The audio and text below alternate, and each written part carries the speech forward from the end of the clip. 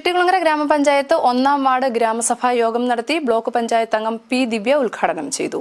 ചെട്ടികുളങ്ങര ഗ്രാമപഞ്ചായത്തിൽ 1-ാം വാർഡ് ഗ്രാമസഭാ യോഗം നടന്നു. ഗ്രാമസഭാ യോഗം കടവൂർ കുളങ്ങരയ്ക്ക് വടക്ക് സരസൻ എന്നയാളുടെ വസതിയിലാണ് നടത്തിയത്. Mavelikkara block panchayat member P Divya ഗ്രാമസഭ ഉദ്ഘാടനം ചെയ്തു.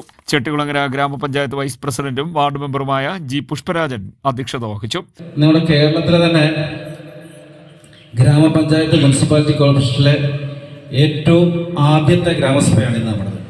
കാരണം നമ്മൾ അങ്ങനെ ഒരു ഡേറ്റ് എടുത്തതല്ല നമ്മുടെ ഉത്സവവും സംബന്ധമൊക്കെ ആയിട്ട് വരിക്കുന്നത്. അപ്പോൾ ആ ഗ്രാമസഭ നമുക്ക് ചുരുങ്ങിയ ദിവസം കൊണ്ട് ഇത്ര ആളിനെ നമുക്ക് ഇതിൽ കൂടുതൽ ആൾ വരേണ്ടതാണ്. കാരണം ഒരു ഗ്രാമത്തിൻ്റെ ഏറ്റവും പ്രധാനപ്പെട്ട ഒരു ഗ്രാമസഭയാണ് പദ്ധതി രൂപീകരണ ഗ്രാമസഭ.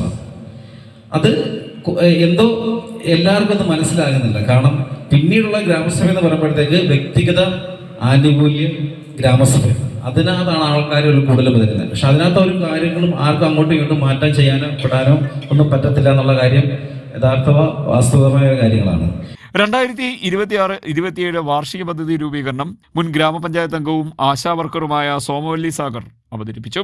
പദ്ധതി വെച്ചെങ്കിൽ മാത്രമേ ആനുകൂല്യം ജനങ്ങളിൽ കൃത്യമായി എത്തുകയുള്ളൂ.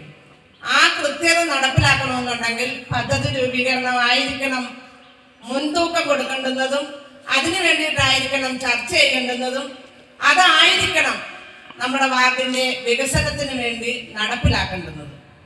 അങ്ങനെ ഒരു ഗ്രാമസഭ നമ്മുടെ വാർഡിലുണ്ടെങ്കിൽ തീർച്ചയായും നമ്മുടെ വാർഡിന്റെ പുരോഗതി ഉറപ്പാണെന്നുള്ളത് ഉറച്ച വിശ്വാസത്തോടെ പറയുകയാണ്. കഴിഞ്ഞ കാലങ്ങളിൽ ഗ്രാമസഭയ്ക്ക് എത്തിയാൽ ആ എത്തുന്നവർ 1-2 തവണ കാര്യങ്ങൾ പറഞ്ഞു മാറുന്നതല്ലാതെ കണ്ട് പിന്നൊരു പിന്തുണ നമുക്ക് കിട്ടിയിട്ടില്ലായിരുന്നു. 2026-2027 വാർഷിക പദ്ധതി രൂപീകരണം, വാർഷിക പദ്ധതിയിൽ പുതിയതായി ഉൾപ്പെടുത്തിയ പ്രൊജക്ടുകൾക്കുള്ള അംഗീകാരം, വാർഷിക പദ്ധതി അധിക ഗുണഭോക്താക്കളുടെ ലിസ്റ്റ് അംഗീകാരം, വിവിധ ക്ഷേമ പെൻഷനുകളുടെ അംഗീകാരം എന്നിവ നടത്തി.